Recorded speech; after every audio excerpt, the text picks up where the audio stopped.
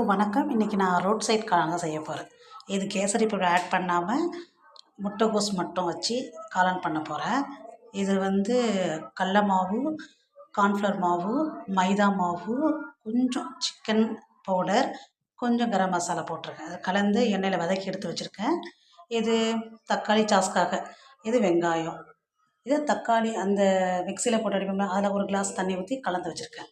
ஒரு கிளாஸ் தண்ணி, இது கார்ன்ஃப்ளவர் மாவு கலந்து வச்சது, இஞ்சி பூண்டு பேஸ்ட்டு, அப்புறம் நம்மளுடைய கருவேப்பிலை, கொத்தமல்லி, புதினா. வெங்காயம் போட்டு வதக்கிட்டு இருக்கேன். அவுட் சைட் காளான் முடிஞ்ச அளவுக்கு நான் செஞ்சுருக்கேன். நல்லா இருந்தால் எல்லோரும் கொடுப்பேன், நல்லா இல்லை அப்படின்னா நான் மட்டுமே சாப்பிடுவேன். ஃபஸ்ட் டைம் நம்ம ட்ரை பண்ணும்போது எந்த ஒரு விஷயத்தையுமே நம்ம பாசிட்டிவாக திங்க் பண்ணுவோம். ஃபஸ்ட் டைமாக இருந்தாலும் சரி, 1000 டைமாக இருந்தாலும் சரி.